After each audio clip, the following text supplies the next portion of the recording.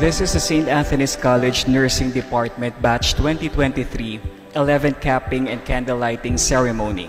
As a flaming candle is lit, a cap vested, and a pin affixed, a student nurse escalates into a much higher height of his pursuit of quality nursing education, where respect is bestowed and responsibility is highly expected. Recognizing the importance and symbolic significance of a cap, a pin, and a lamp in the nursing profession, the Class 2023 of St. Anthony's College Nursing Department celebrates its momentous 11th Capping and Candle Lighting Ceremony. I felt something really different, and I got so, how shall I say it, excited, happy, and I haven't felt this way for the past, a little more than a year or a little less than 2 years.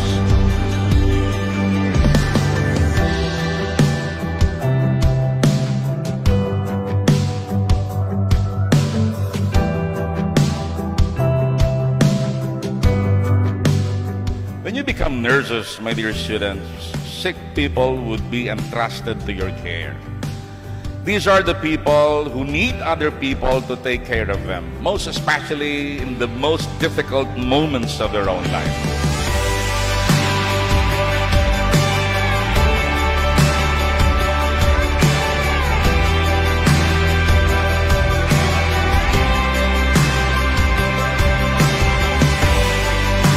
The more we receive Jesus, who offered himself for all of us, the more we are capacitated to offer ourselves for other people.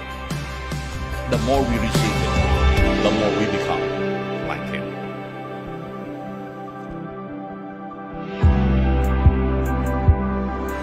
The ceremony honors the students as they begin the hospital training that is part of their program. The traditional nurses' cap is badge of honor, and the candle lighting is symbolic of the lamp that Nightingale famously carried while caring for soldiers in field hospitals.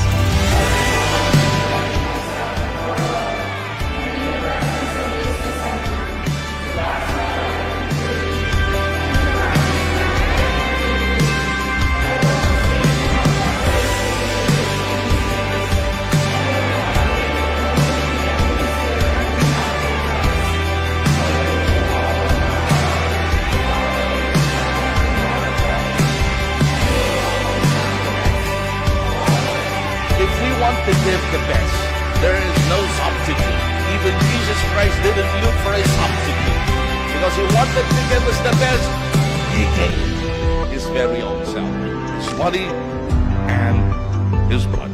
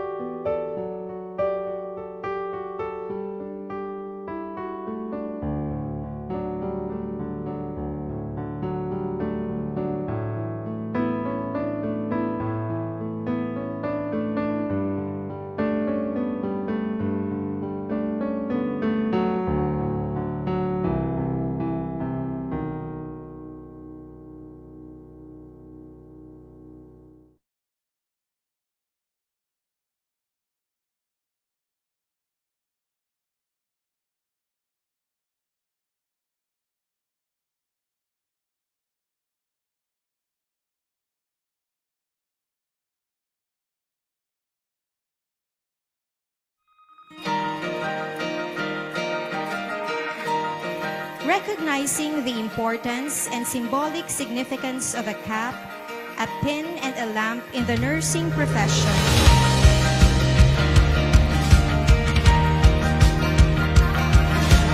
The Class 2024 of the St. Anthony's College Nursing Department celebrates its momentous 12th capping and candle lighting ceremony.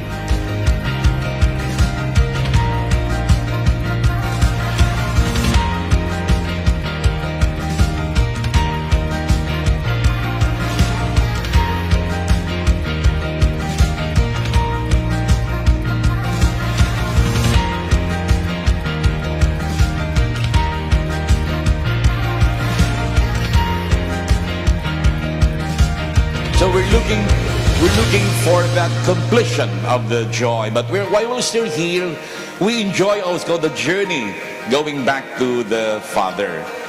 So there are steps that we need to take for us to get there.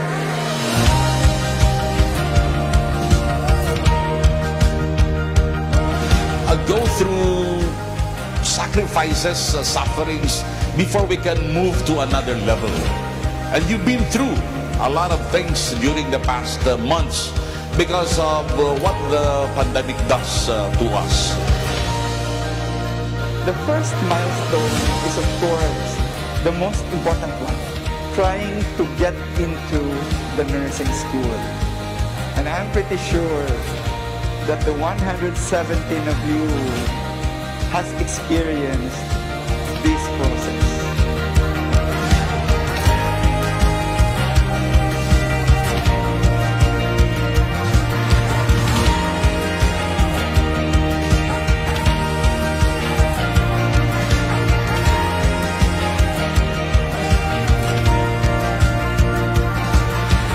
And you know also the capacities of the others surrounding you, forming your team so that life can be lived easy.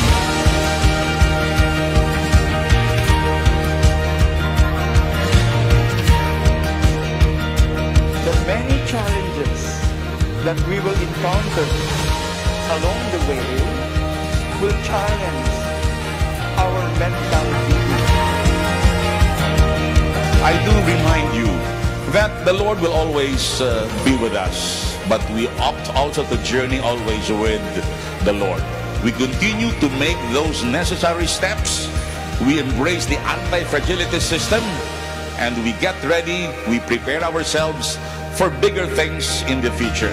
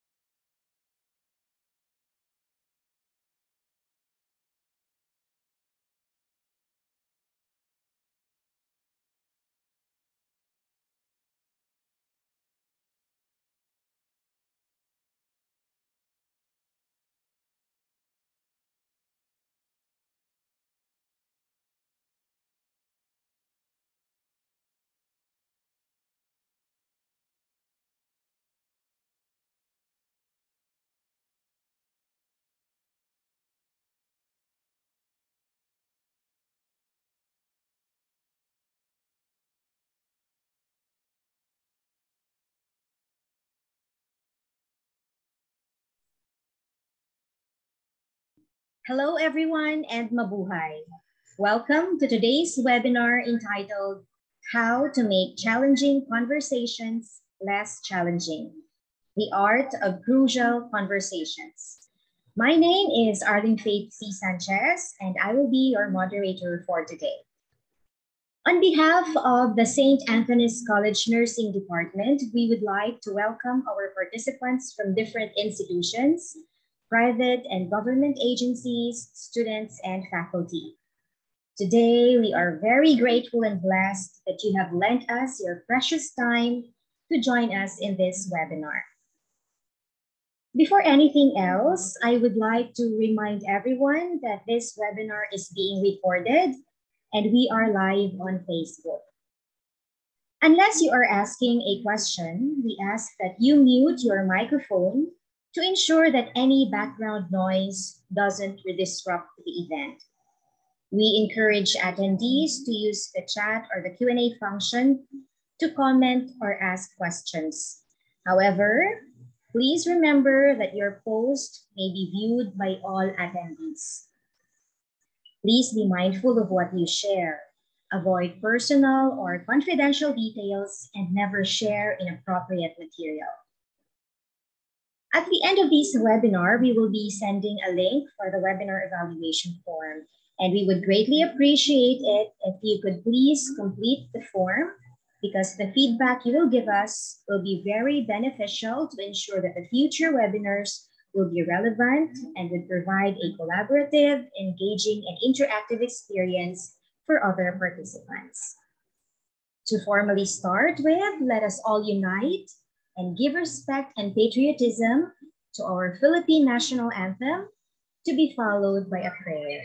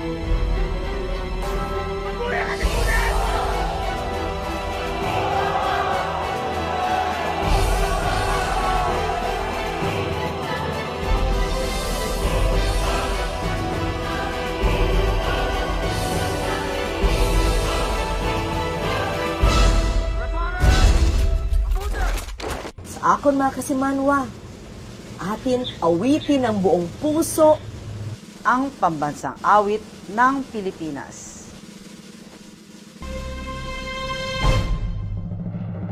Kayang magiliw, telas ng sinakanan, alam ng puso, sa titik mo'y buhay.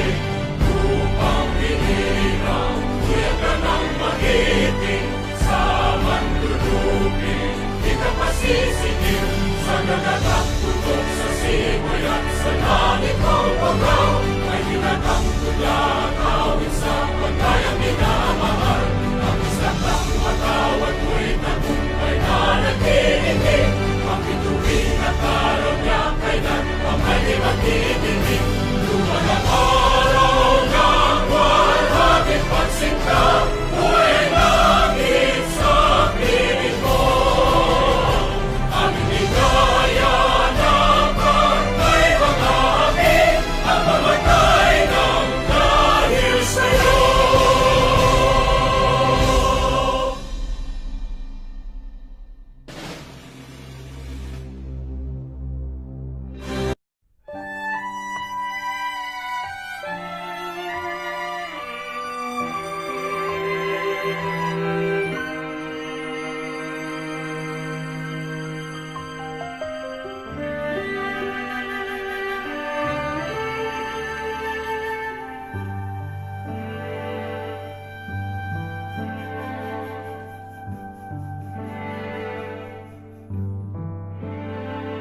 Ang sandaling pinakahihintay ay ang marinig ang iyong tinig. Sumisigaw aking dibdib sa labis na pananabik.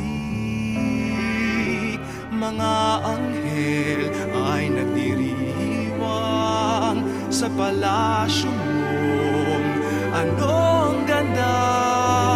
Hangad ko na ang magising upang makamtan ang langit.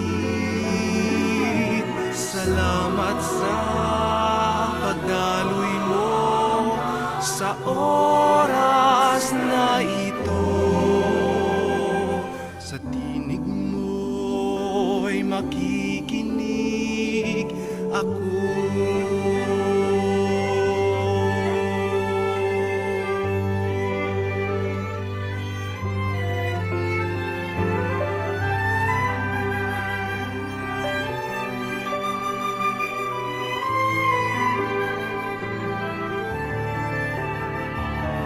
Mga anghel ay nagdiriwang sa palasyo mo. Anong ganda, hangad ko na ang magising upang makamtan ang langit.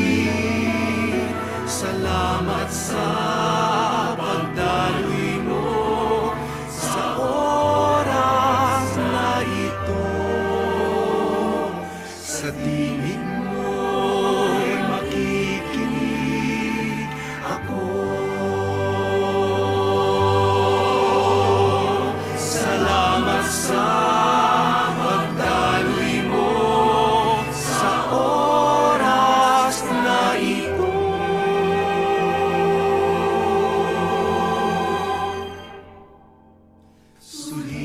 Suliranin at pasanin, mawawala ng kaibigan sa sandaling kapiling ko.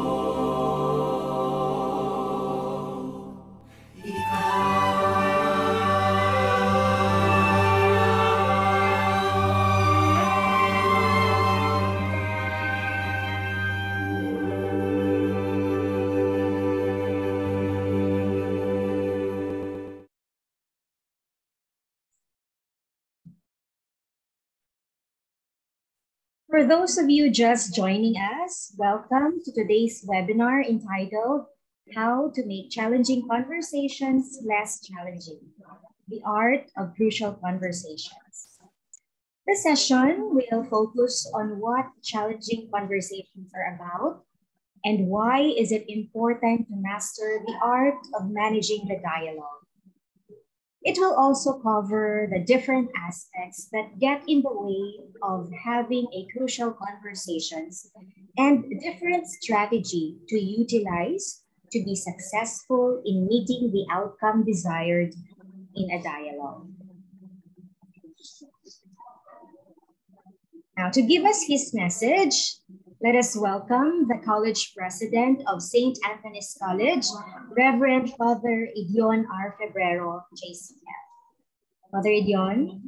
Thank you. To Professor Violeta A. Lopez, PhD, RN, FACN, the President and CEO of the Filipino Nursing Diaspora Network. To Dr. Rosana Grace Bello de la Riarte, the Governor of the Philippine Nurses Association, Region 6. To Dean Arisa Kendel R. Bungabong, the Nursing Dean of St. Anthony's College and the President of ADPCN Region 6. And to Professor Cindy Lay, PhD, RN, FACN, the Director for Professional Development, the Filipino Nursing Diaspora Network. Good morning to all of you who have gathered here virtually for this webinar. Good morning.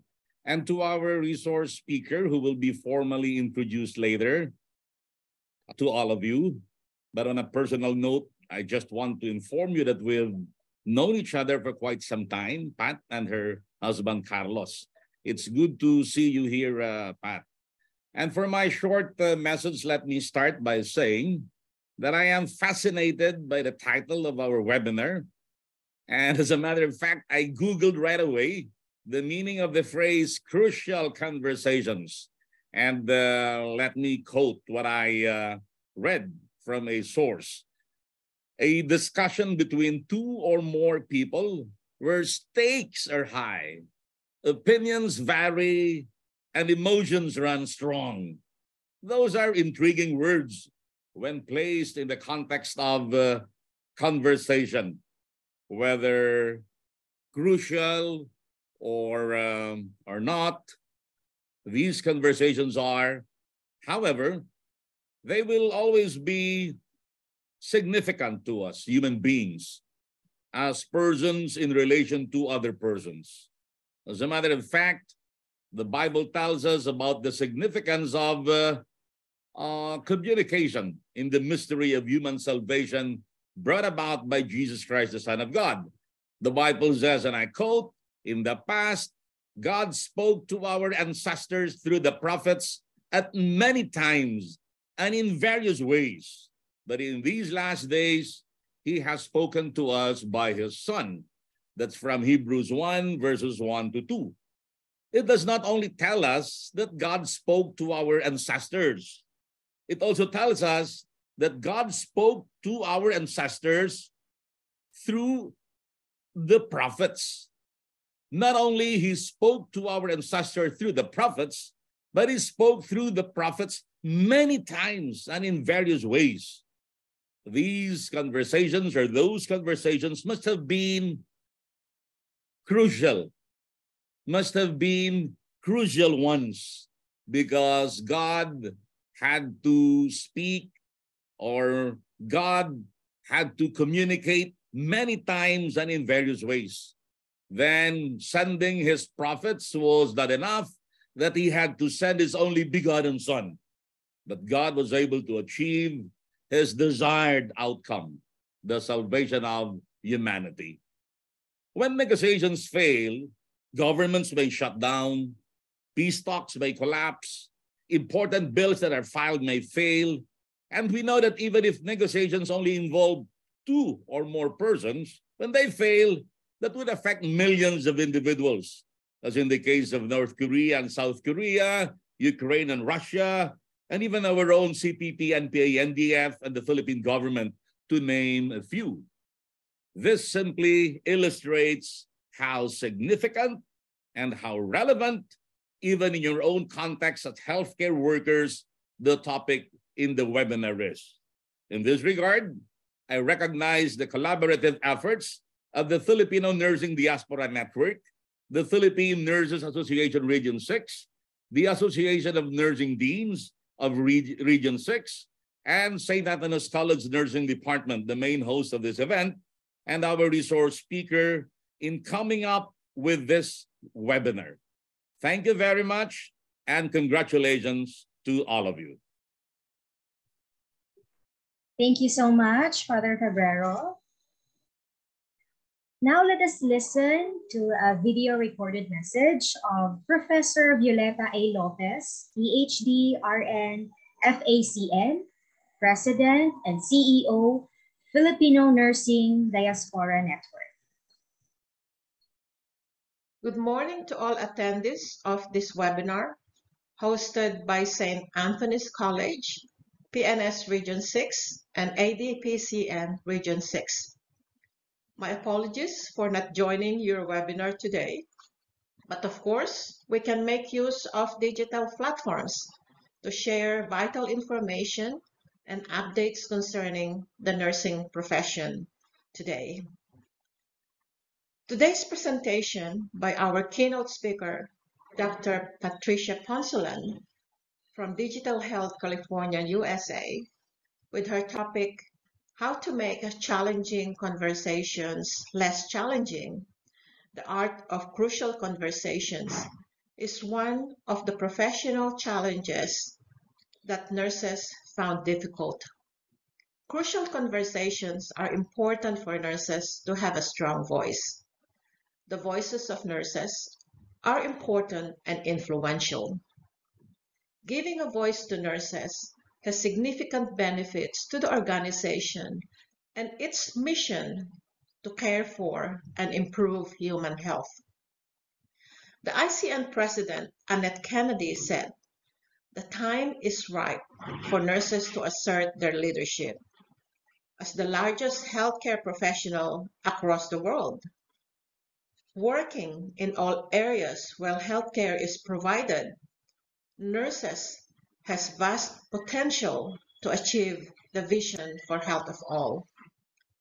Howard Carlton, the ICN CEO, also believes that ensuring that nurses have a voice to the development and implementation of health policies is fundamental to ensuring these policies are influential, effective, and meet the real needs of patients, families, and communities around the world.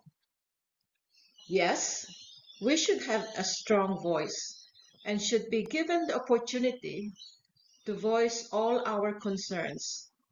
But if we do not know how to use the voice clearly and appropriately to voice our concerns, our voices will not be heard by those we need to influence the healthcare policies and support the nursing profession. If we do not have the skills to have good conversations, especially at the most crucial times and occasions, I hope that you will learn from this webinar and use the skills you have heard to make crucial conversations with all the people you meet daily, not only at work, but also in your day-to-day conversations. On behalf of the Filipino Nursing Diaspora Network Board of Directors, I thank Dr. Punzalan for sharing her views about this topic. Good day to all. Enjoy and take home the key messages of this webinar. Thank you.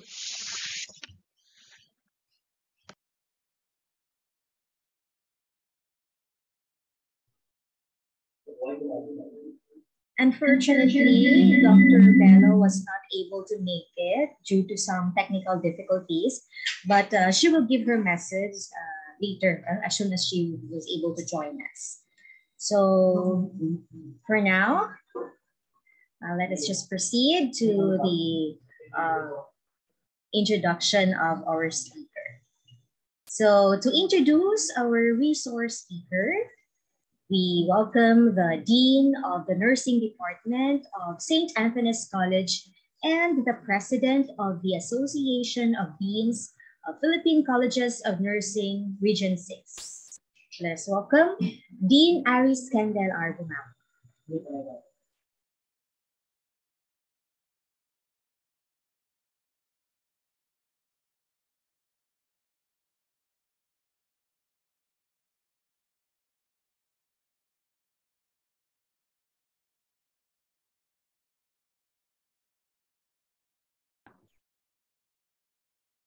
Our speaker comes with almost 3 decades of nursing experience in both academic and tertiary healthcare settings.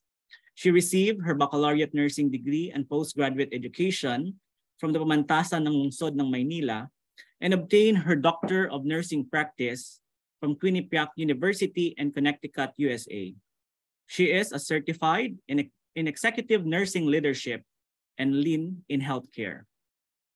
She is currently serving as Senior Director of Nursing for Patient Care Services, overseeing several departments such as Telemetry, Medical Surgical Unit, Infusion Center, Acute Rehabilitation Unit, and Psychiatry across 2 hospitals under the Dignity Healthcare System located in San Francisco, California. Most recently, she was at the heart of the epicenter of the pandemic, serving as Director of Nursing at New York Presbyterian, Columbia University, Irving Medical Center, and Brooklyn Methodist Hospital, with similar areas of oversight except emergency department and neurology. Dr. Punzalan has led her teams to excellence through Magnet and Silver Beacon designations, which were both prestigious awards given to institutions and individual units that have demonstrated exemplary professional practice through innovation, structural empowerment, evidence-based practices, and transformational leadership. She has been instrumental in the preparation and executions of work to successfully achieve Joint Commission accreditations for comprehensive stroke and Commission on accreditation of rehabilitation facilities. Ladies and gentlemen, let us virtually welcome our resource speaker, Dr. Patricia Punzalan. Hi. Can you hear me, Aris? Is that okay? Dean, Arlene? Is my Yes, Doc, audio? you are clearly heard.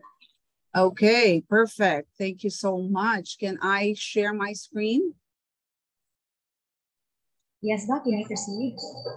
Okay, perfect. Okay, so good morning, everyone. First and foremost, thank you, Jerome, because I saw Jerome actually in the audience for connecting me with Dean Aris and the team, especially, and Father Ed as well. It was such a surprise for me, actually, and for granting me the honor to speak before each of you today. So I had a touch-based session with Dean Aris like two nights ago, I think, when he informed me of how much participants we expect today. Honestly, I was awestruck by the number.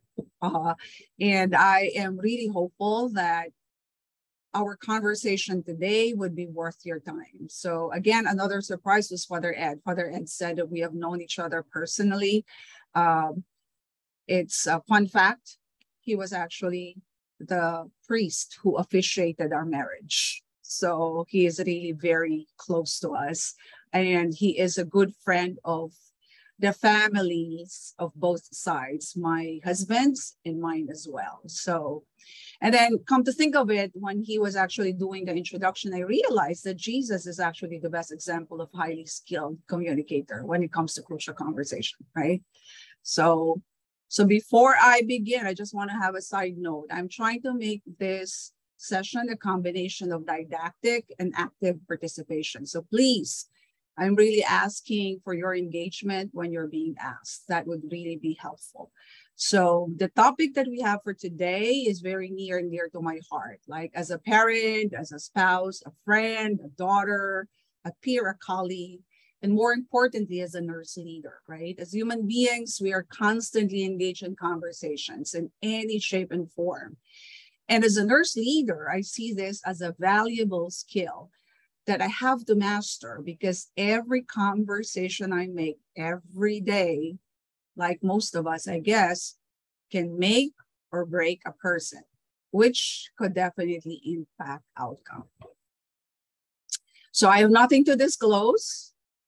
So this is just some logistics. I know this is virtual, and I'm not going to read through this. I'm just giving you some, few minutes just to go through that.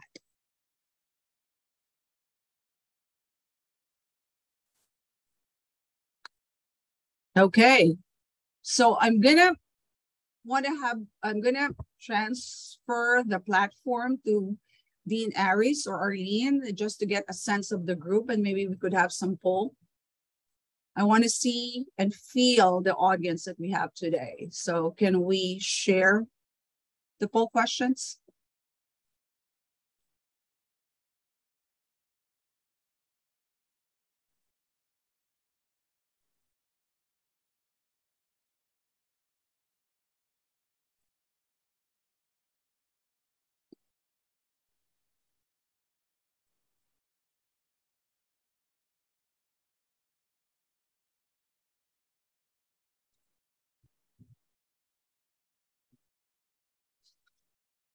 Yeah, very interesting.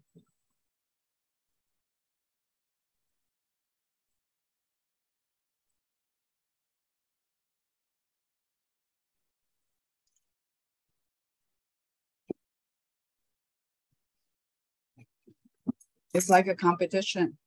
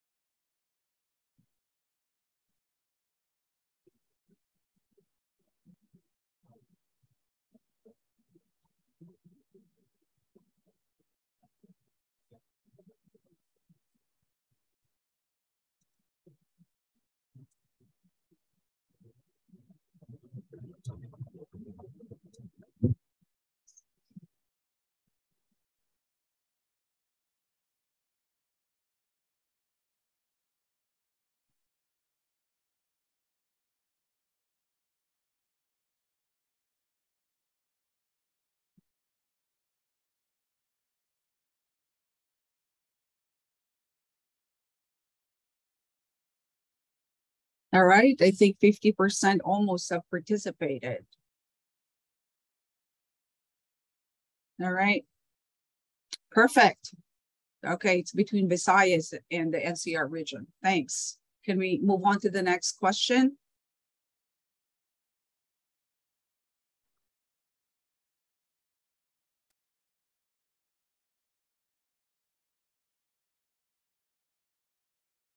All right, guide me. Dean Aris, do I need to do anything on my end?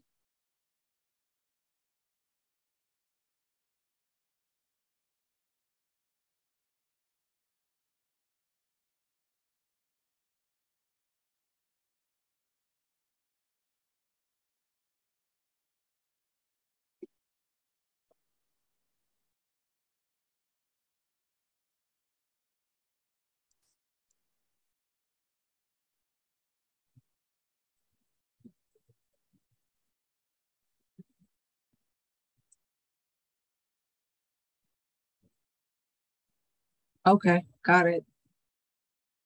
Acute care, others, okay.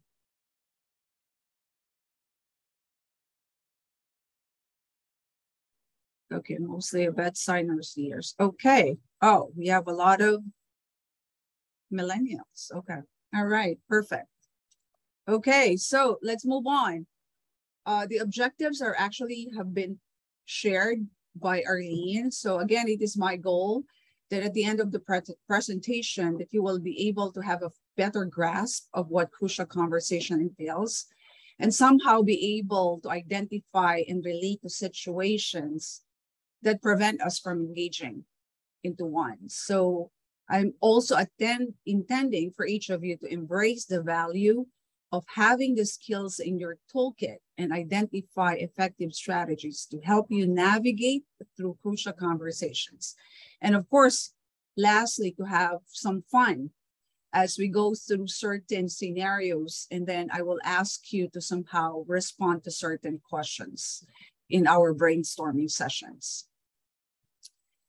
All right, I'd like to show a little video, and my ask for each of you is to somehow write down some key points or key terms in the video that resonate well with you, okay?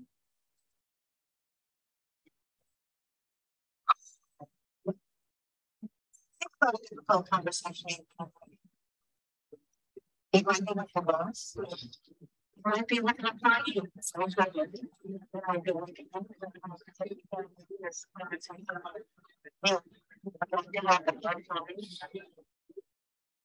nobody wants conflict. The tendency is to progress. When you're solution to your time, when I get far away, I don't know how to keep myself safe. It's not really something that needs a difficult conversation like that.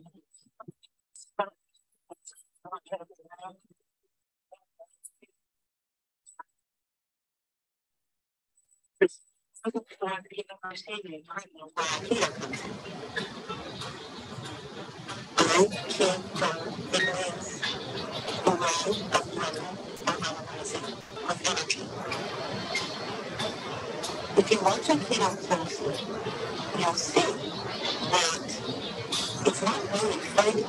The goal is to weather the attack levels to manage to keep themselves safe, but also to actually protect the attacker.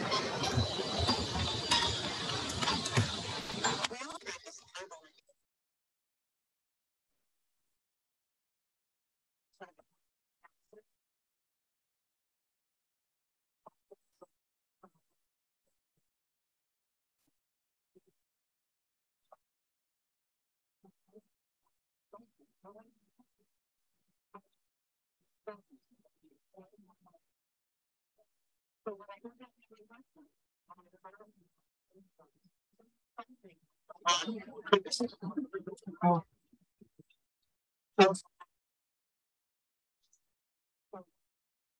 It can be intentional conflict. It's the way that we get to know each other. We get to know ourselves.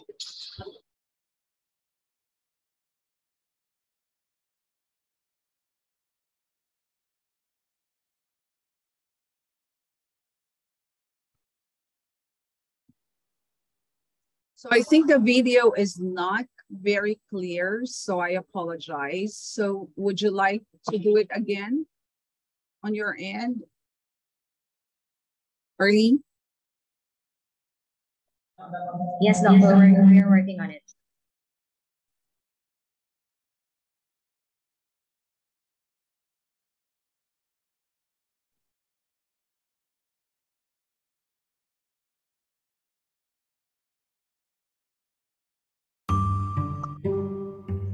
Think about a difficult conversation you've been avoiding.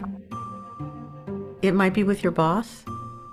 It might be with an employee or a coworker. You might be waking up in the middle of the night thinking about this conversation that you would like to have but aren't having. Nobody really likes conflict. The tendency is to put walls up, and the walls usually are around judgment and fear. I want to keep you away, and I want to keep myself safe. We are always giving and receiving energy as human beings. In a difficult conversation, that energy gets stuck, it gets stopped, because I want you to hear me, and you want me to hear you, and nobody's listening. This back and forth giving and receiving energy is where Aikido comes in. Aikido, it means the way of blending or harmonizing with energy. If you watch Aikido closely, you'll see that it's not really fighting. Our goal is to render the attack harmless without harming, to manage to keep ourselves safe, but also to actually protect the attacker. We all practice verbal Aikido. In life, we use our emotions to either attack people, to sort of become really passive and limp, or we can use that power, that energy, that emotion, our words, our language to connect and to find out and to learn.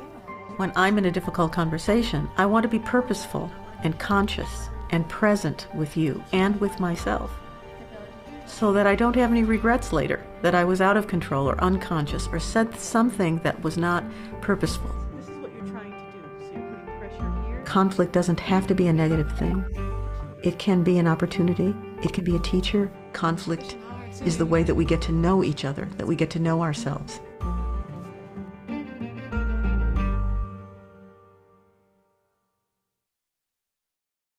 All right.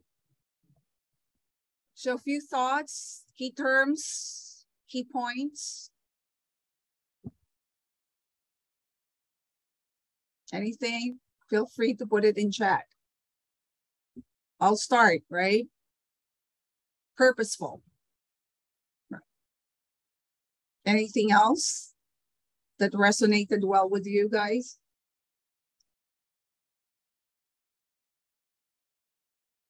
It was also in the video that it says conflict is a way to get to know each other and ourselves, right? And conflict is not bad.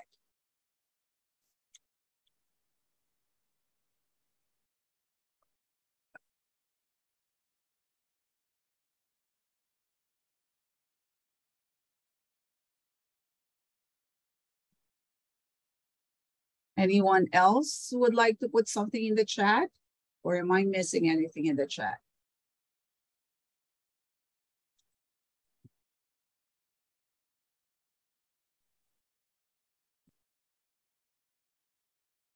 Okay, I think Hazel.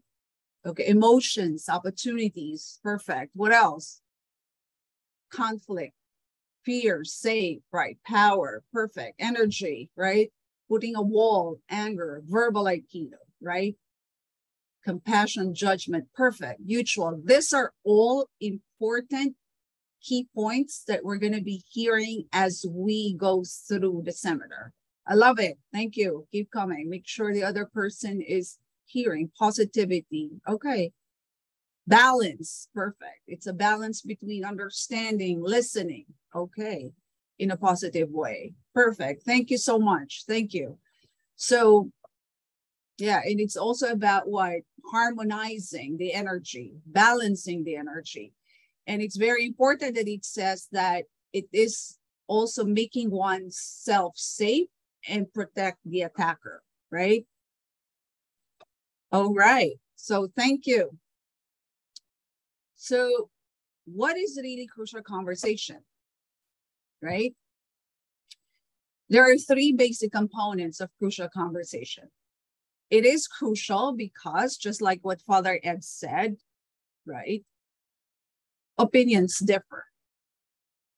A classic example in my role is when my direct reports think that she's exceptional or he is exceptional, while on my end, I can see him or her as meeting expectations, right? The challenging part is always starting that conversation from the get-go because our opinions differ. She thinks she's a rock star or he thinks he's a rock star, but on my end, not really a rock star.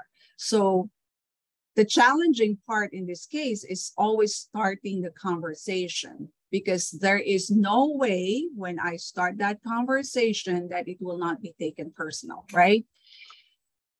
Why? Because performance is personal, right? It speaks about work. And for most of us, work is actually our worth as people. So therefore, performance is personal. So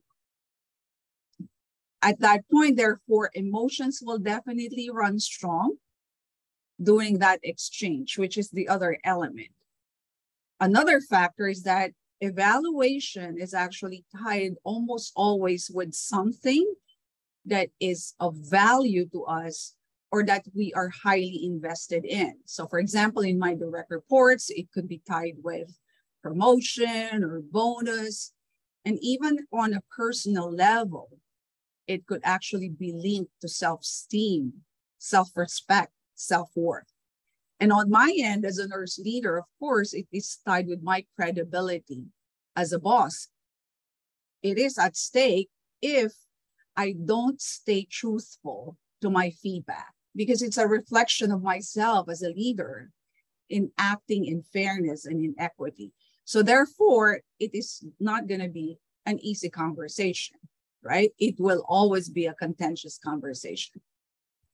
So this is just one good example of many others, like because conversation is happening every day, which involves, you know, our teams, our managers, our friends, our bosses, our colleagues, family, spouse, and children. This could happen spontaneously, and sometimes we're not even prepared to deal with it or manage it. There are other situations besides the example that I gave, calling out someone on a behavior. I was actually thinking about my 8-year-old son.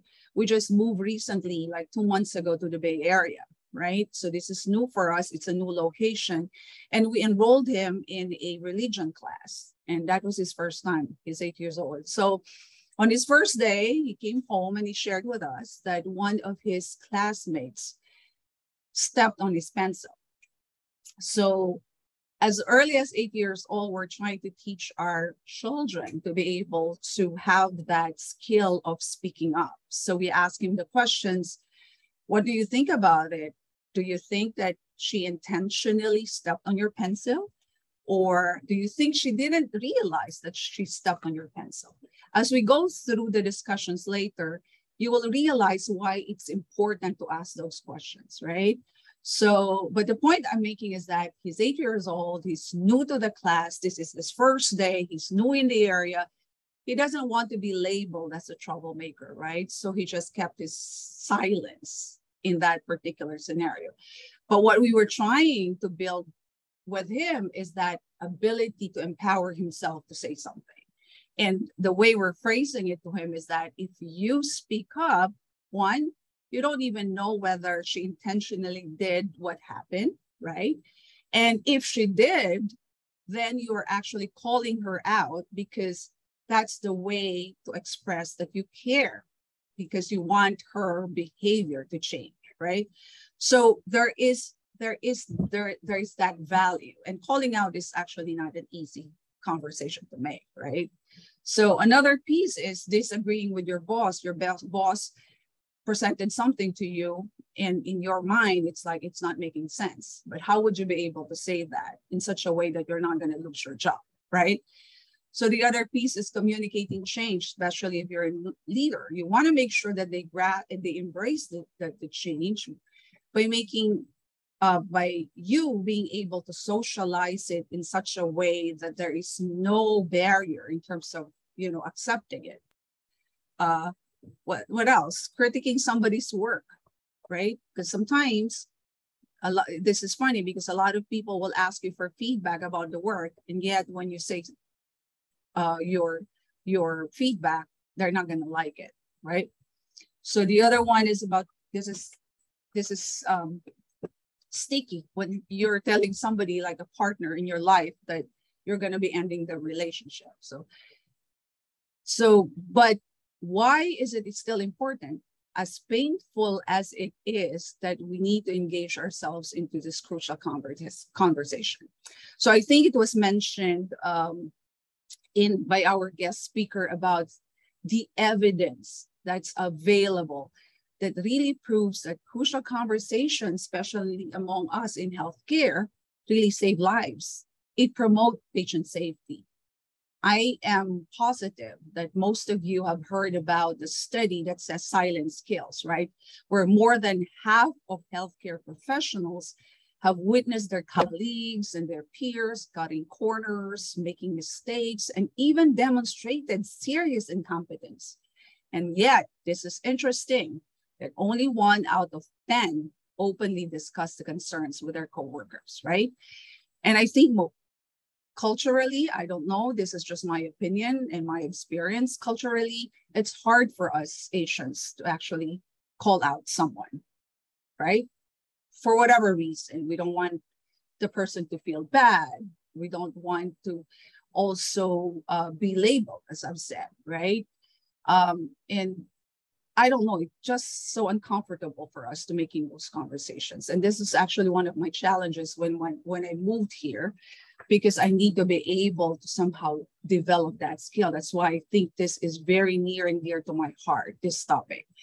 So, but the good news in that example that I gave is that those 10% who speak up were found to be more satisfied with their work, which means turnover is actually lesser. They live a healthier life, and therefore they produce better outcomes. And in corporate world, those individuals who are skilled in crucial conversations found to respond faster to financial downturns, meaning they are, less likely to be depressed, I would say, less likely to also get injured at work because they speak up and stop the line when needed, and can influence change to mitigate workplace violence like bullying, backstabbing, undermining, because they call out people on their behavior. And there's another groundbreaking study that was conducted to compare the immune system. This is interesting for those people that are married. I don't know if majority of you are millennials, but they were comparing the immune systems of couples who were married over 40 years. And what they found was that, right, it's not about how many times the conflict occurred in that 40 years, but what they found was the immune systems of those couples who were not able to resolve conflict successfully were lesser in comparison to those people who were successfully navigating through that conflict. So another powerful study was among patients with malignant melanoma who were both receiving traditional treatment, but they divided them into two groups. While one group was taught for 6 weeks specific communication skills that helped them to express themselves effectively and openly. And what they found was that after 5 years of follow-up with this group, they found that only 9% of the treatment group succumbed to the illness versus 30% in the untrained group. So these are compelling evidence of why we really need to invest in developing the skills of crucial conversation. So what gets in the way though, despite the evidence, the compelling evidence? We know it's human factors that we are hesitant to start a crucial conversation because it's a hard conversation, right? And being that it is a skill and an art, so engaging into it without the skill sets can be challenging. So you need to follow a certain framework as you indulge into that discussion. Otherwise, it will end up into an argument rather than a dialogue. So the other reason too is that the fear of the unknown. You don't know how the other person is going to respond to it. So the outcome that's coming out from that response, you're not going to be sure. So it's the uncertainty is also anxiety provoking, right?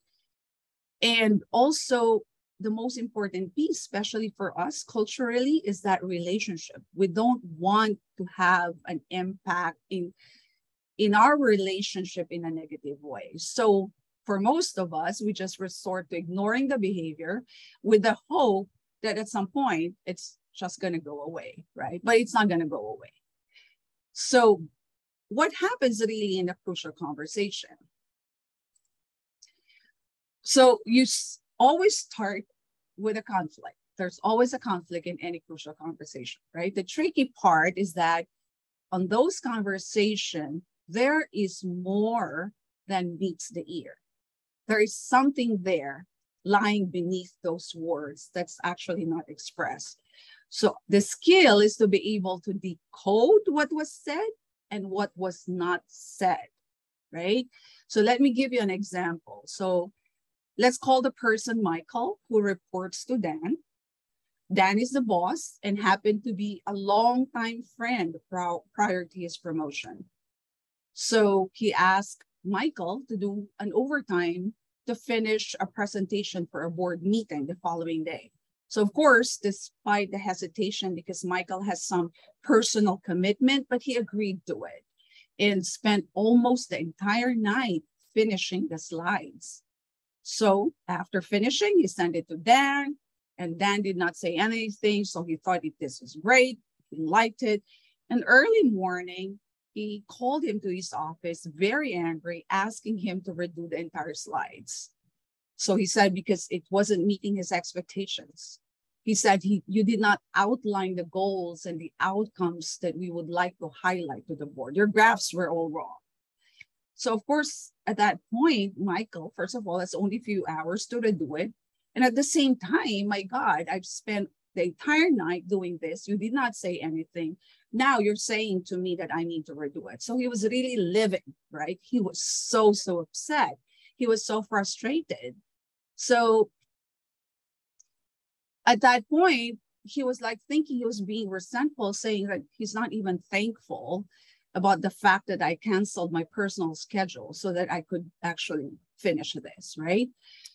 So remember, in the previous slides, we said in this particular scenario, those three elements are very, very apparent, right? Opinions vary. They both have different opinions. I thought that my work was great. It was excellent. And now you're telling me it wasn't, right? The stakes are very high because if we don't get to be successful in the presentation to the board may means maybe money, like donation, whatever that is, right? And we might lose our job, our position, because it's very big thing for the organization when you're presenting to the board, right? And emotions are running strong. All those not so good words and labels are coming out during that conversation, I could imagine. So the problem here was that Dan has more in his mind when he was actually doing this conversation, right? So if you decode it, we realize that to begin with, Dan has never been impressed with his friend's skills, but he just decided to go with it, thinking that it would improve at some point. But the problem is he never said anything to his friend, right?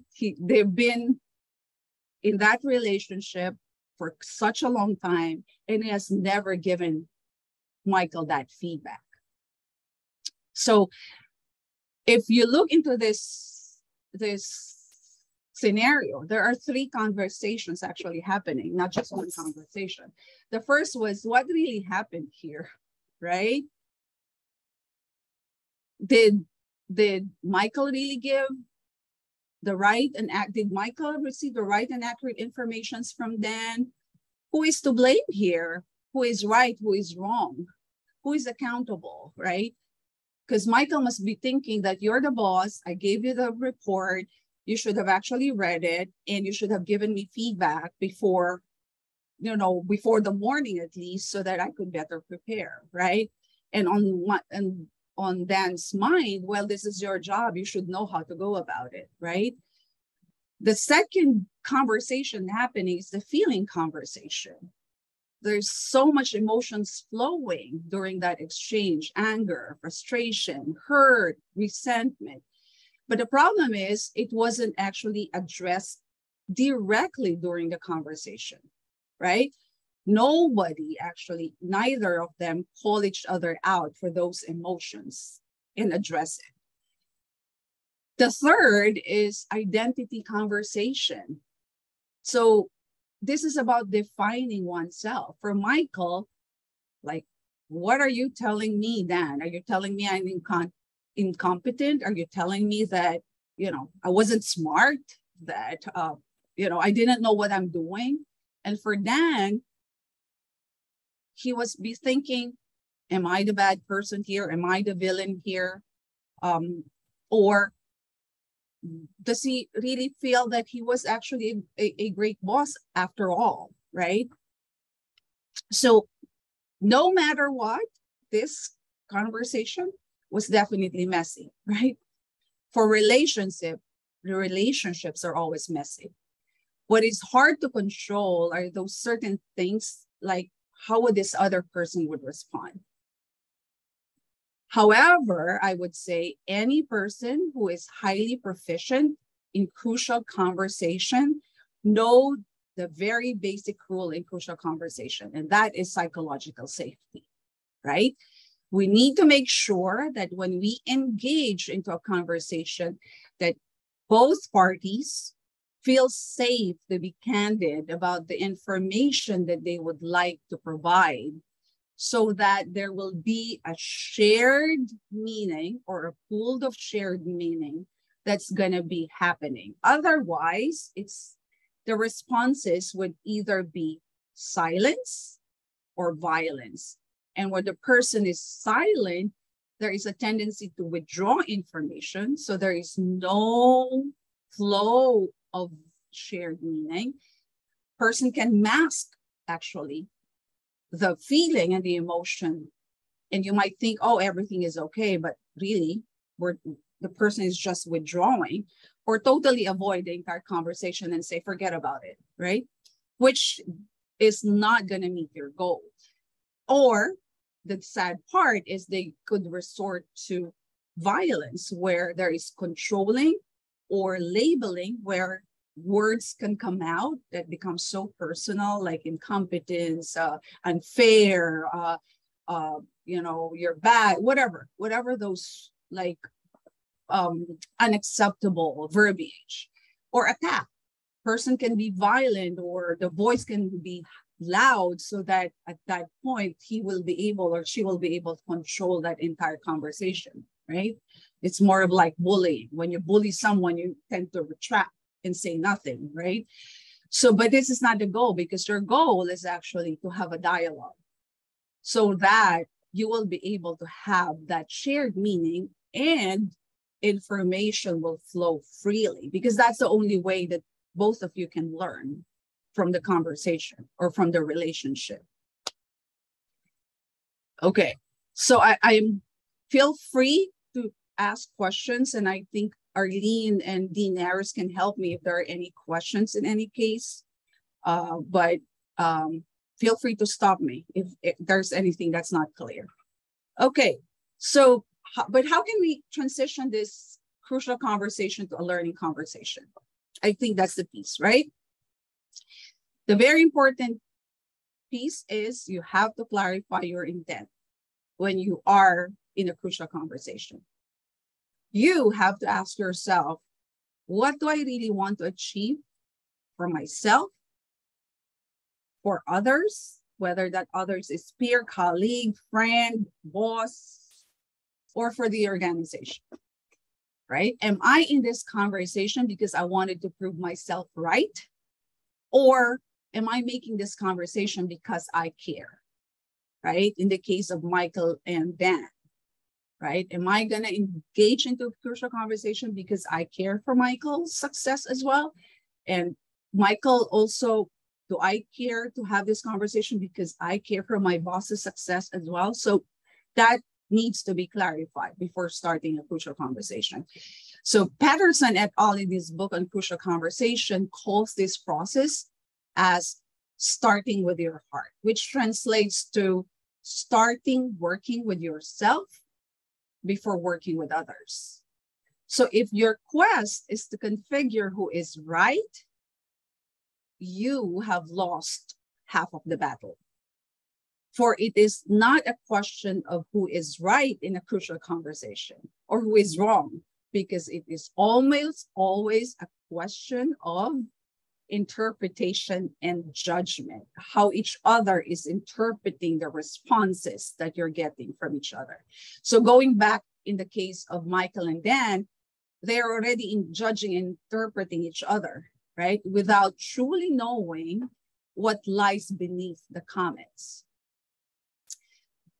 So what is critical is to genuinely uncover or peel the onion, so to speak, but be ready for what you will find, right? When you peel that, you have to be ready what you're going to discover.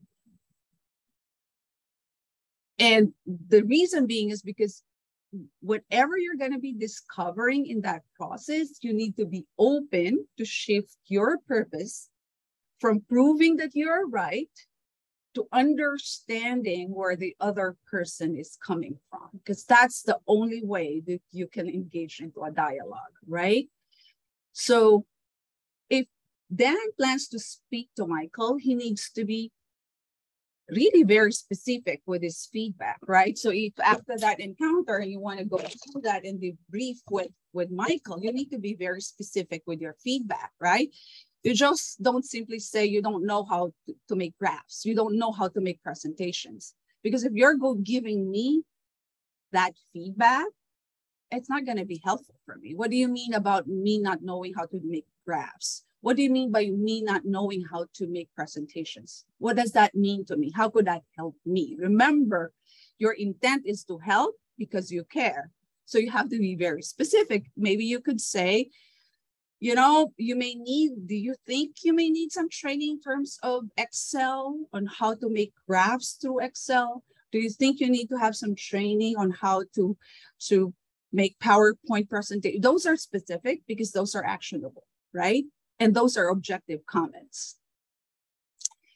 And you can only do this if there is, again, psychological safety involved. That's why you need to make sure that you have to learn to be sensitive and notice when that psychological safety is lost. Each person in that conversation needs to feel safe to disclose and be vulnerable, right? And why is this important? Because again, you want to encourage dialogue. If I don't feel safe with you, I'm not going to say anything, right? What you need is to avoid the person from shutting down and being defensive, because once he shuts down, then they're not going to hear you. Nobody's going to hear you, right? That will close right away. They're just seeing you, but they're not hearing you. So Michael or Dan, any one of them need to be back in a safe space so that the dialogue can happen. So in this example that I gave, it's clear that safety was at risk, right? Because both of them reverted to periods of silence and violence, right? They're already like attacking each other. So in this case, how can you create psychological safety when the emotions is already high, when the tension is already escalating? So there are two important elements to consider. That's mutual purpose and mutual respect. Those two things has to happen. So in this scenario, the only way you could regain that back is for someone to be brave enough to step out of that argument at some point and utilize the three techniques as appropriate. So one is apologize, right? Apologize. The other one is after apologizing, you build some contrasting dialogue, and then you create a mutual purpose. So how do we do that in this example? So I'll do Dan, for example, being the boss, could say, you know what, Michael, I apologize if I came across harsh and aggressive, right? I acknowledge that there was no clear instructions on how I wanted the slides to look like and how to create the graphs. I did not give you specific instructions, and I apologize for that. And this is where contrasting comes in. And please remember, it is not my intent to undervalue the work that you have put in. I think the slides were organized. So you also need to be truthful with your comment, right? You just say, the slides are great, the slides are perfect. What does that mean to me? So you can specifically say, I appreciate the slides are organized. And at the same time, I think we need to do some tweaking on how the graphs are presented so that we can clearly outline our goals and detail our accomplishments. So that both of us, this is where the mutual purpose comes in now. So both of us will be able to make this presentation successful. For I'm sure it means, you know, it means so much for both of us, right? In terms of managing each other in this regard. So when you create that kind of a conversation, then hopefully you will be able to bring back the person to that safety space. And another thing is that you can even say to Michael, and I am positive that both of us would like to mend the relationship, right? That for me, hopefully would, you know, get the defenses down and open up another dialogue, right? And hopefully when you open that up, then you'll start conversing on how you're going to be improving the presentation rather than focusing again on what has happened, if I'm making sense. So mastering your story is about asking yourself, okay, what part of my story is really true? Because in most cases, in most conflicts, I guarantee that most of that has something to do with the story or the narrative that we create in our mind, right? It's not even the truth. It's just our story. So an example would be, you know, a peer or colleague walk past you without saying anything. So first thing that comes into your mind, hypothetically, oh God, what's wrong with this person? What's wrong with her? I think she's upset because I had a party last night and I did not invite her, hypothetically, right? But the truth was, your peer or your colleague was actually so happy for not being invited because she just had a fight with her boyfriend. And honestly, she didn't want to go to the party. She wasn't even in the mood to go to that party, right? So she was actually thankful. And that morning, she did not say hi to you because she just broke up with him over the phone. That was the story. But the story that you have in your mind is different, right? So you have to master your story by asking yourself, what is really true here? What is my story versus what really is the truth, right? So that requires some pause and reflection at the same time, right? Because when we make stories, believe me, we create these 3 clever stories. We call that the victim story, that you're always be the, oh my God, I am, you know, she is bad. I am, you know, I'm being used and all that. That's the victim mentality. Or the villain story where that person is the evil one and you're the hero. Or the helpless story that, oh my God, I can't do anything about this because everything is under, you know, it's beyond my control, right? Those are really bad stories to make. What you would like is to really get into a space where you're actually dealing with what is really true here, right? And the last is actually stating your path. Stating your path is about, S stands for share your facts, just like what I said, what is true here and what's not true. And you have to tell your story as well. And when you're telling the story, there is a technique that we call the SBI, or the situation, behavior, and impact. Always remember this, when you're making a conversation, similar to a framework when you're doing documentation, they're like, you have a framework, whether it's an SBAR framework, whatever framework you're using, when you're making a conversation, try to remember, if there's anything that you can remember in this conversation, is the SBI, right? Situation, background, situation, behavior, and impact, right? I noticed, an example would be, I noticed that when I asked you this question, your tone suddenly escalated and your face started to get tensed. Help me understand, what does that mean? I want to understand what that reaction means, right? I may have my own narrative of that reaction, right? I can create like, oh my God, she was giving me this because she must be so upset, blah, blah.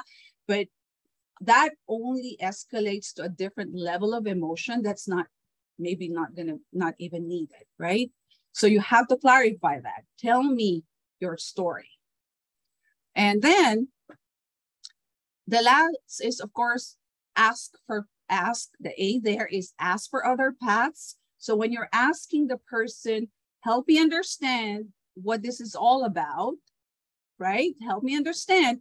You must be ready to listen to that story, and you have to be genuinely and truthfully accepting that story so that you can have other options and other paths to take, right? You don't argue with that person and say, I don't think that's what it is. I think this is what it is.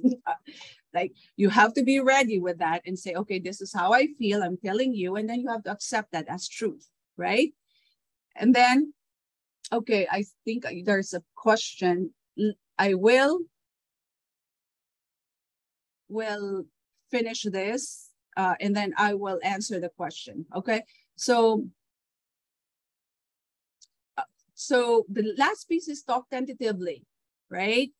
So when you say talk tentatively, you're giving the other person the benefit of the doubt. So when you say talk tentatively, you can say, it seems to me, those are the words you can, it sounded like, so like you are trying to verify exactly whether what I am saying or thinking or what I'm thinking is what you would like to say, right?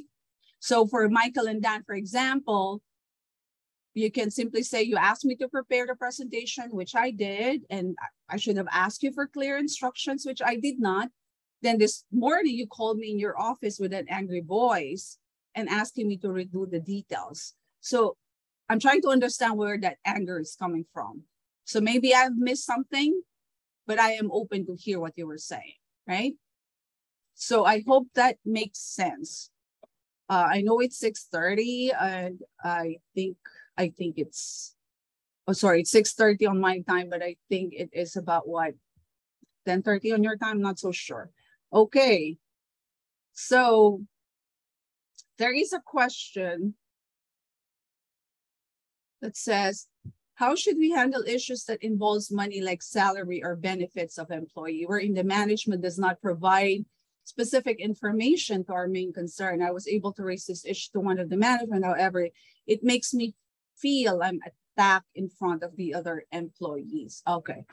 All right. So I think that's Diane. Diane, is it okay for you to unmute yourself? Let's decode that. All right.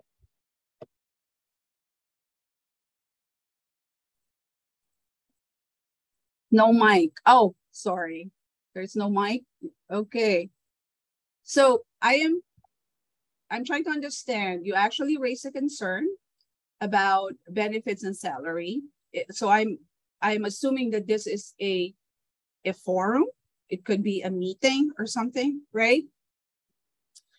So I don't know exactly how the exchange happened, right? The first thing is you felt that you were being attacked in front of the employees, right? So let me backtrack. When we are asking some sensitive information, especially about salary and benefits, whatever, in front of other employees, I'm a nurse leader too, so I could empathize in that scenario. We need to make sure that we frame our question as an inquiry rather than a doubt, right? What I mean by that is that when you're asking question, you can say that from my understanding or from what I was told or from the information that I gathered, is it true that we are not getting a 10% bonus this year? I'm just coming up with something because Diane, that's why I wanted to actually engage with you, but I'm coming up with something. I heard that we're not getting a 10% increase. Is this accurate? Right? So you're actually more from a point of curiosity and genuine attempt to know the facts, right? And giving that person the benefit of the doubt to share you the facts. and explore that with you, right? If that makes sense, Diane. Is that making sense? So crucial conversation, framing is important, right? Framing is important because when you don't frame it the right way, the first reaction of the person is defense, right? Right? So you have to frame it the right way.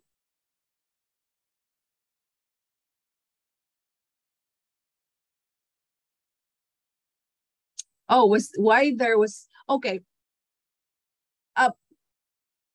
Diane, just a tip, right? When we're using words like why, it somehow translates to judgment. Why have you not made an announcement? You should have made an announcement about this, right?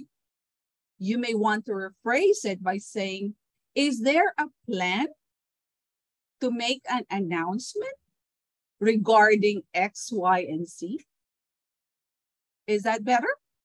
I see right? It sounds better, right? Instead of saying why. Why did you not make an announcement? So it sounds like that, right? It should be, is there any plan in the future about this? Right?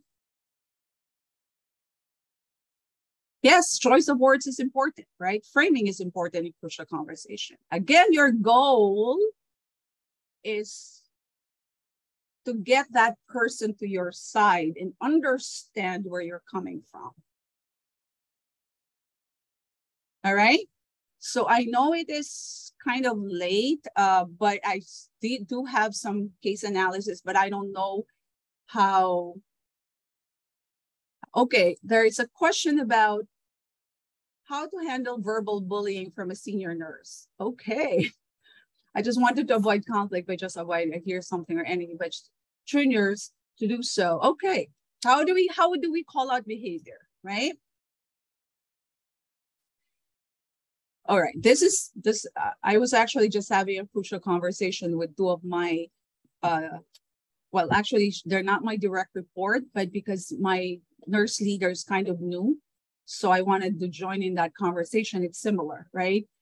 It's almost similar. One of them said something like, in that exchange, one of them said, I think you need to go back to the South, right? It sounded like racial, right? Anyway, so it's similar, verbal bullying, right? One is you have to call out the behavior.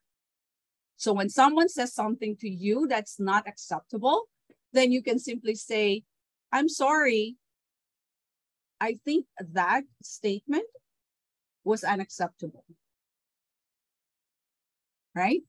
And if I know how it feels, if you're a junior in an environment like us, you know, the people with authority or senior than us, it's kind of like challenging, but I think what would work for us in our culture, and that's, I mean, I'm only speaking from experience, is that we have to call them to the side, right? We have to say, you know what, can I speak with you for a few minutes? Right? And then that's when you start the conversation. Again, whether it's verbal bullying or whatever, always make sure that you have it in your mind. What is my intent of making this conversation, right? I want to make sure that my senior person understand that that particular comment really hurt me, right? That comment did not make me feel good. I want her to understand that. And at the same time, my goal is for our relationship to still continue because she's my senior or he's my senior. I'm going to be working with that person for the rest of my life unless I decided not to do so, right? Unless I decided to resign. But until you decide to stay, then you have to make that work, right? You have to make sure that you are still like aligned. So my questions to those two individuals I was telling you is that I said to them, so how do you want to proceed after this, right? I am assuming that you guys would like to somehow mend this relationship because you're going to be working with each other for the rest of your life unless you decide to resign from the job today, which I don't think you will be, right? So at some point, you need to be able to heal from that. So the question is, how are you going to move on, right? I understand if you're probationary, of course, yeah, bullying is, yeah, it is a big thing. So if that is the case, we have to also escalate it to leadership. It is the obligation, it is our role as leaders to be able to guide each of you through that conversation, right? If it's a pattern of behavior, we have to call it out. That's the problem. Sometimes in leadership, if we don't call out the behavior, it becomes a pattern. And once it becomes a pattern, now it impacts relationship, right? So for those nurse leaders who are actually, you know, in this forum, I think those are important points that we need to bring in. How would I be able to get a pulse of what's going on with those types of relationship so that I would be able to intervene right away? This is important. That's why when I saw, because we have a way of actually reporting these things via electronic.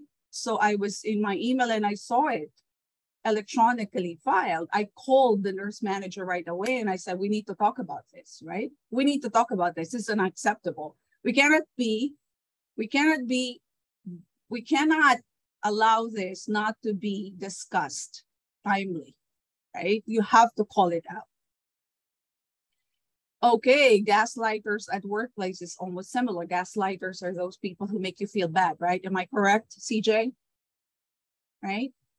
It's like they downplay you, or right? It makes you feel like you're not worth what you, right?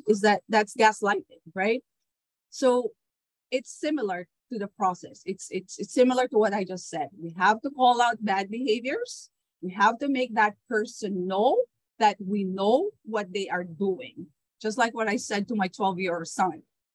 He's 12 years old, and I said to him, when someone does something that's not acceptable, you call it out. By just calling it out means everything. It's powerful. You don't need to fight. All you need to do is call out the behavior and walk away. And I say, you know what? That was unacceptable. Hey, that comment was hurtful. You hurt me there. Right? Whether the person accepts it or not, that's okay, but you have to speak up. And if you do have that opportunity, especially if the stakes are high, right? It's your boss, then you ask for a conversation. Like, let's talk about this.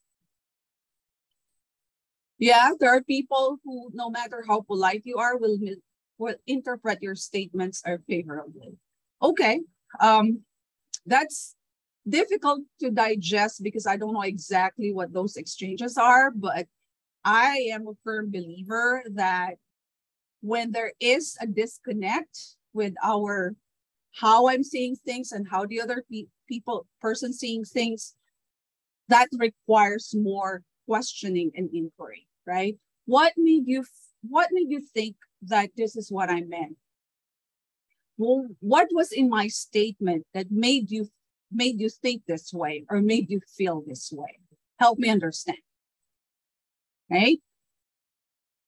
Because it's all about how you can frame your thoughts in the right way that hopefully the other person will not misinterpret you. And if the person still does, then attempt to explore and always go back to that principle of mutual purpose and mutual respect. I am making this conversation because this is my intent. Always start with a good intent, right? And at the same time, you also need to give the other person the benefit of the doubt. That's what I'm saying, right? The challenge sometimes is that we argue with the response that the other person is giving. It's not going to help. I hear you. Bullying is always present in workplace. I hear you. And at the same time, go back to that study that I said that those 10%, as little as they are, they can actually change the world, right? One person at a time, one day at a time. Someone has to influence someone. And that's the reason why we're trying to learn this, right? This is the power of learning, for us to be able to translate this learning in an day-to-day conversations. But believe me, please don't think that I am the best person when it comes to crucial conversation. I am not. I am still trying. Yes, just yesterday, I was having a conversation with my direct report, and he really took me out of my center. But what I did was, one, I was very truthful, and I said to him, wait a minute, we have to pause, because your comment really took me out of my center. I just want to be very truthful, right? If you're now going out of your center, stop the conversation and pause. No one is going to die. No one is going to die, right? So long as no one is going to die, you have time to actually reflect and pause. All right. I hope this is helpful, because I was actually hoping we could go through the like the case analysis. Oh, did I stop sharing? Or no? Yes. I don't know. I stopped sharing. Yeah, but I'm the one who's presenting the slides. The slide is visible. Oh. All right. Yeah, I can see the slides. Okay. So the other one is, I don't think, Dean Aris, we have time. Do we have time for even one case presentation, a case analysis, or yes, we're good? Yes. I don't want to extend too much. I'm very respectful of each other's time. So, but we have one scenario, Patricia. Would you like to bring it up? Yes, we can have. I can share? Yes, yes. All right. Okay. So this case, you are presenting in the departmental meeting. I think this is almost similar to the example that was given. You're presenting regarding a process change that you spearheaded yourself, and one of the senior leaders or a person above made an aggressive comment as to how the change was not making any sense to the strategic goal, right? Bad comment. The comment was perceived on your end as an attack to your leadership style. So what do you think could have triggered that reaction from the director, right? Remember, when this happens, you always need to think, okay, what's the story behind this? What was the story behind that comment? That's what you need to try to figure. In this case, of course, you're just going to come up with something, but that allows you somehow to also objectively look at the reaction, right? So you can say, maybe he wasn't consulted with the change. That's why he was so angry, right? He felt that I should have been consulted. Why is there a process change? I wasn't even informed about it. Or maybe he proposed it at some point, some other time, and wasn't executed until now you're coming up with almost the same process change that I was suggesting before. That was hurtful, right? You don't know that. It's just something that you can actually entertain. So in that case, how do you think you would react? At that moment, always remember your amygdala will definitely hijack you, right? Like, oh my God, okay, right? Especially when you feel that you're attacking my leadership here, correct? And there's the stake is so high. I'm in front of everyone. How would they feel if I'm not going to respond to you, right? But there's always an art in responding to that. When people are attacking you, you can actually diffuse that in some cases by saying, oh, that's an interesting comment. Let me hear more from you. What do you mean by that? Would you like to explain more? Okay. When you ask those questions, at the same time, you're also trying to diffuse your anger, because I'm sure your emotions is going to be like above, right? But you're trying to diffuse your anger so that hopefully you can actually be able to breathe and think of a better strategy. So you can even say, oh, that's interesting. Maybe we could actually talk about this offline after the presentation. And I'm really interested to hear what you're going to say. And hopefully we could improve it, right? I mean, I'm open to tweak this. It's not actually written in stone. Am I making sense, guys? It's hard when actually you're in this kind of a platform, you can't see the reaction. So I don't know whether, all right, good. I see a lot of like ups and love, heart. So it means it's good. Okay. So thank you. Thank you so much. I just want to end with this quote. Be brave enough to start a conversation that matters. Every conversation matters regardless. So you have to just be brave, right?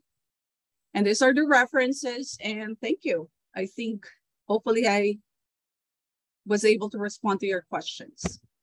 I hope this is helpful. So I am muting myself, and Arlene and Dinaris, you can take over.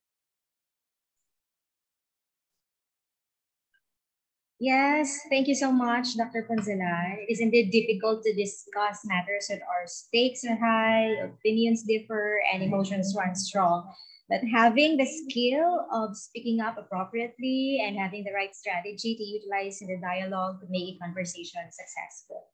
So I believe a lot of participants have their own personal insights and have questions to ask, as we have seen and heard earlier and have already been addressed. So let us now formally proceed to the much awaited part of the program, the open forum. So there are a lot of questions already in the Q&A platform, on our Zoom platform. So Doc, are we ready to cater the questions? Let me read it to you. Go ahead. Go ahead. So from the Q&A portion, platform, we have the first question from Ana Rose Gonzalez. So it says, knowing we all have different personalities, how can we make the other person feel that we can be a safe place to open up to lessen crucial interactions? How can we make, say it again, how can we make the other person feel that we can be a safe place to open up? You create a safe place, right? You have to create that space that the person will feel safe. And again, how do you make that space is going back to that principles that I share, right? It's always about mutual purpose and mutual respect, right? Because those respect is very important, correct? Sorry, it's my son. Hold on. So mutual respect is very, very important, right? So, and then mutual purpose. You need to make sure that that person on the other end understand, hey, we're on the same page here. I'm an ally here. Your goal is my goal, right? If that is very clear, I guarantee you that defense will actually go down. But once they feel you are a threat, that's going to be a problem. And then you have to be able to sense that right away so that you can actually revert back the person to that same safe space. Is that making sense? Yes. Okay. Okay, so let's proceed to another question. Go ahead.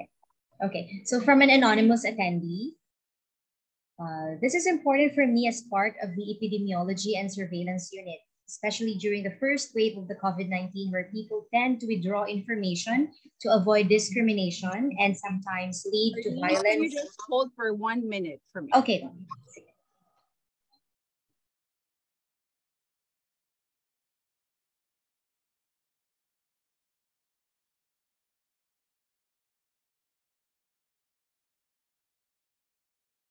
Okay, it's my son asking for me.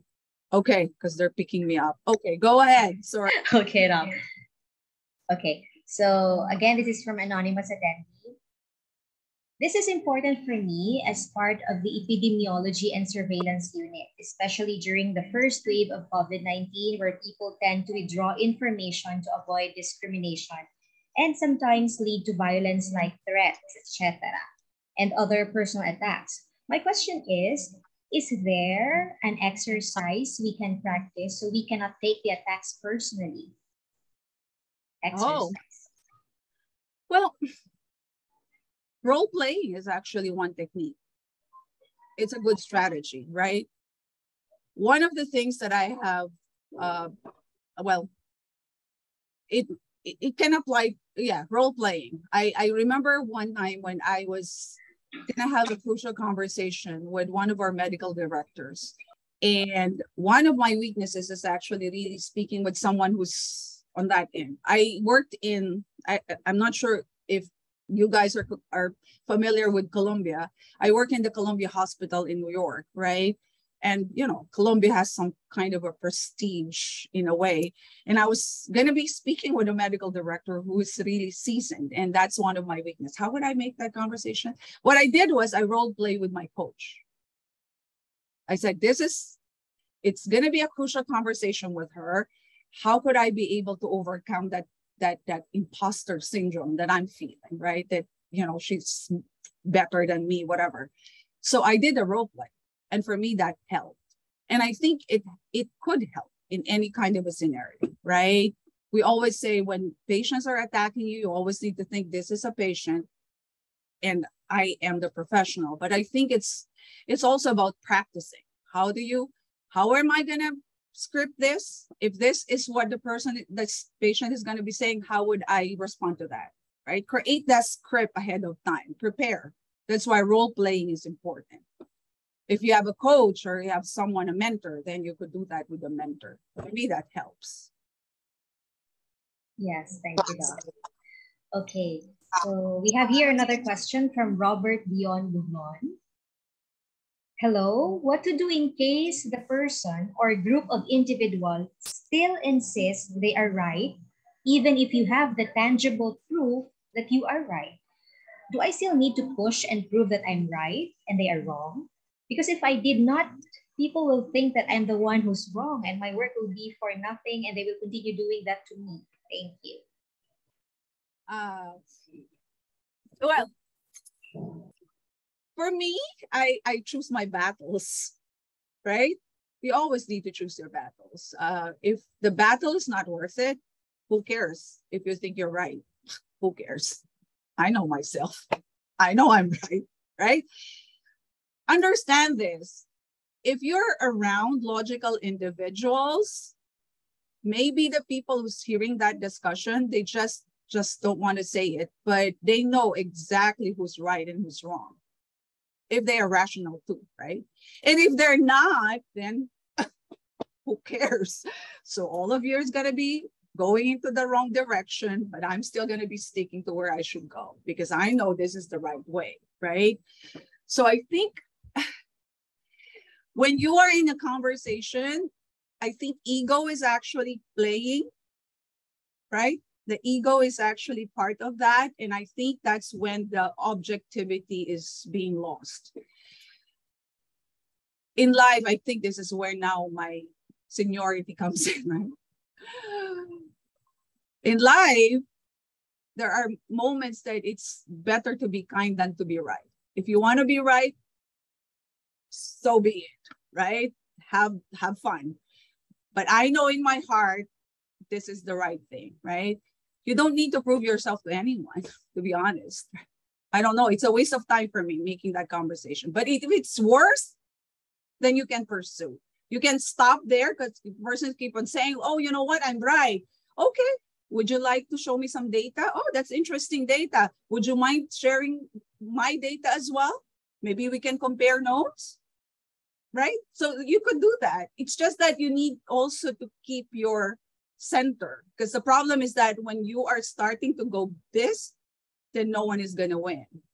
I think always revisit your intent. What is really my intent here? What is really my intent? Why do I want to prove that I'm right? What is my intent? Okay, thank you, Doc. Okay, so for the interest of time, I will be reading the last question. Sure. That would be okay for everyone's. Again, I know I am. Yeah, so no, interested.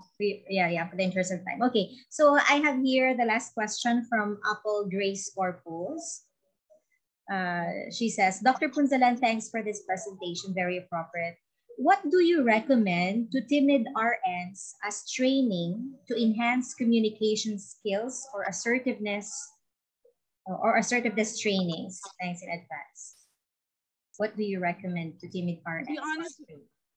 To be honest, there's a lot of books and training on crucial conversation, right? But from my experience, knowledge is always not the way to go unless you actually translate knowledge into practice. You need to be able to practice it also, correct? So there are a lot of trainings on crucial conversation. This is not an uncommon thing. But the thing is that, again, you need to be able to practice even the techniques that I've shared with you. So I don't know what trainings are available, especially of course in the college, but you know, there is a lot. It's just that you need to practice, and you need to find someone who could coach you really. With me, I train, I read, I train, I test the concepts that I am learning in my day-to-day conversations. And I think the most important piece is this: when you have a conversation with someone, it didn't go well or it went well, always have time to pause and reflect on that conversation. What went well with my conversation? What didn't go well? What strategy should I have used in that regard if that happens again in the future? Because I think what happens with us is we engage into a lot of conversations and we never even have a chance to sit down and reflect on those conversations. If I'm making sense, right? You can't learn if you don't know how to reflect, right? You have to have that time to pause, reflect. When I go home like this, I'm going home on my way, while I'm in the car, I reflect. Okay, what happened during the day? Who I made conversations with? Okay, that didn't go well. Why? Why was the reaction that way? Maybe I said something, okay, next time, this is how I'm gonna do it, right? You have some basic skills. It's just a matter of translating that into action. Okay? Okay, so thank you so much, Doc. So I believe that Dr. Punzalan would still be very much willing to answer our queries. But then yes, due to the interest, send me an email. Yes, I think Dean Aries has my email. If you would like to actually email me, ask the questions, I would definitely be willing to do so. I just, my son is gonna call me again. Yes, Doc. Okay, thank you so much. And maybe we will be posting your email in our chat box. Okay, So thank you again. So at this point, we would like to proceed to the awarding of the certificate of appreciation. Oh, thank you. Thank you.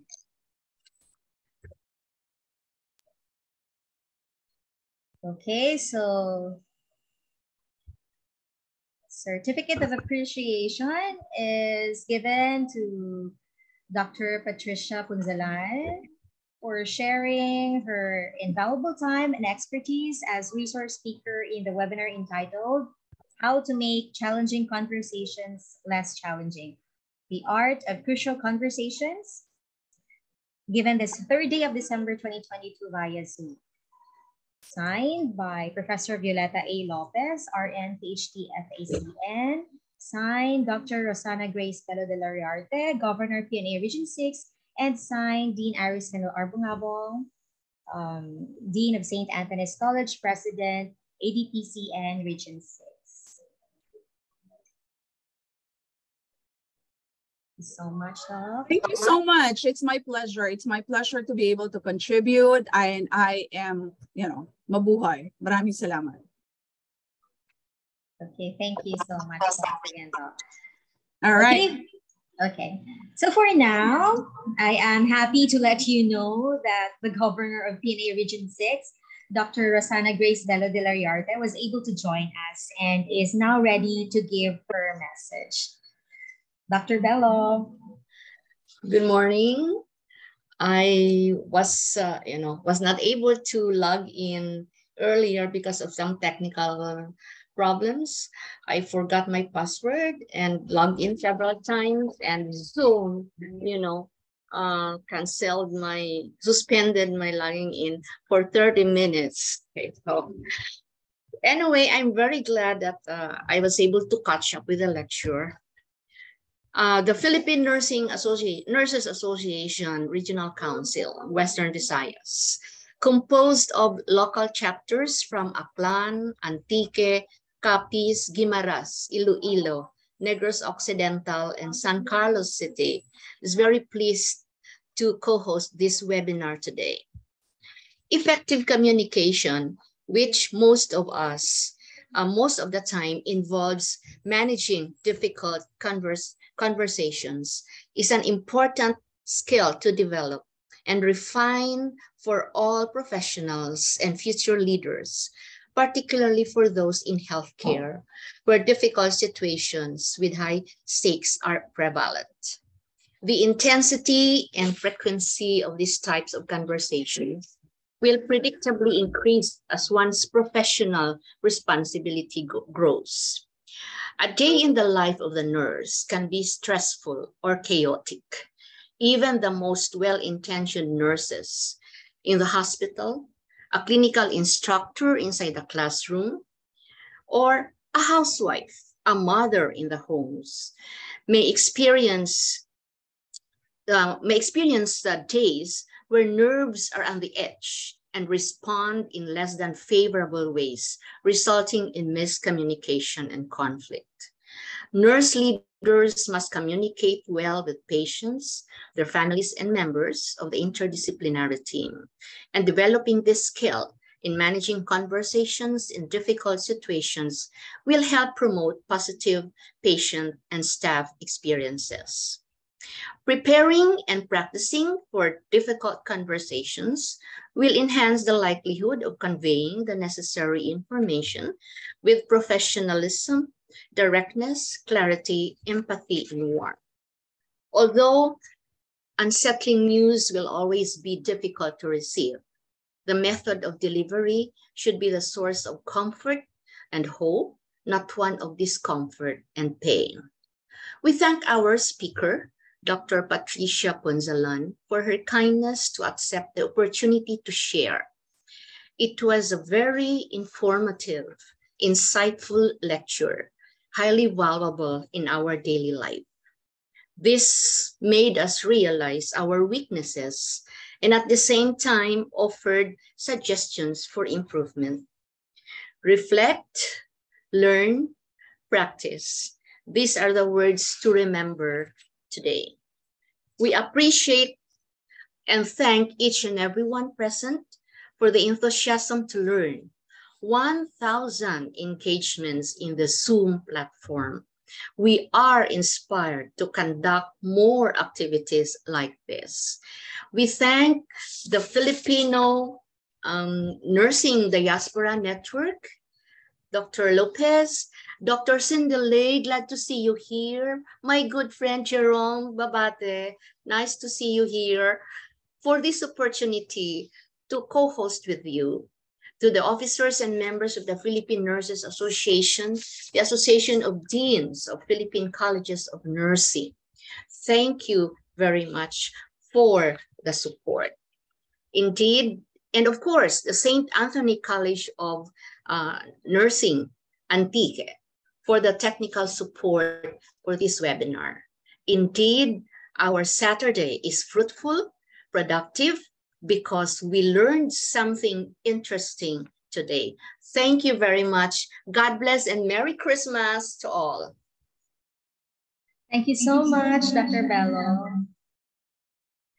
So to formally end our webinar, we will listen to Professor Cindy Lay, PhD RN, FACN, Director for Professional Development, Filipino Nursing Diaspora Network. Hello, warm greetings to everyone. I will make this short, okay? I am Dr. Cindy Lee. I'm Director for Professional Development of the Filipino Nursing Diaspora Network. And on behalf of all the officers, directors, and advisors of our network, I would like to express the profound gratitude for today's event that involved many nursing and healthcare colleagues.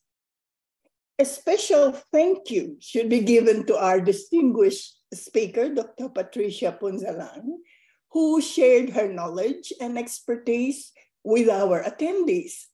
I am sure we all have significant takeaways learned for ourselves and also what we can share with other academics, researchers, clinicians, and practitioners in the community. I would need to mention something similar to what Dr. Bello just mentioned. I will be remiss if I do not acknowledge the many collaborators and sponsors who worked hard together to make this international webinar a success. Father Febrero, Dean Bungabong, and St. Anthony College staff and students, definitely Governor Grace Bello de Liarte of PNA Region 6, the PNA Antique chapter, and our ADPCN Region 6 colleagues. Now, to all the attendees and participants, thank you for making time to be involved in this collaborative venture of our partners and the FiND network. As we know, we continuously evolve in our pursuit of excellence and leadership in healthcare, as well as in nursing research and practice. Again, thank you to everyone. Thank you so much, Dr. Cindy Lay. Welcome.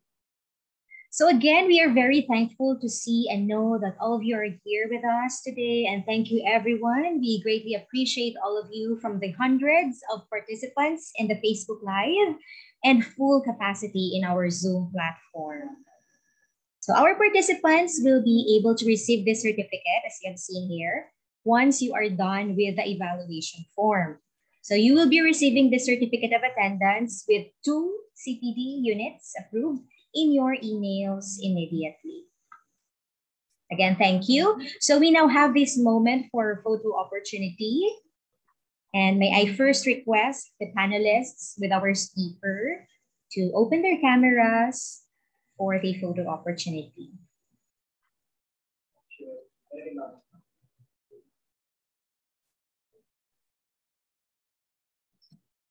So this will be on cue of Dean Aris. So we will just wait.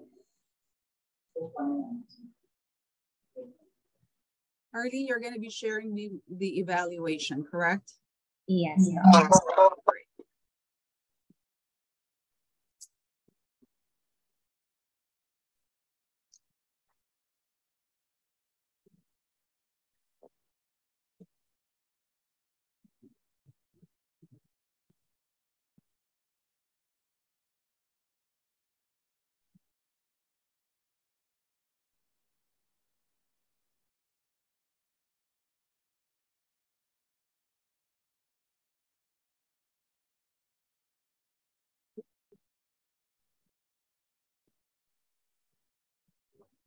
Okay, everybody smile. 1, 2, 3.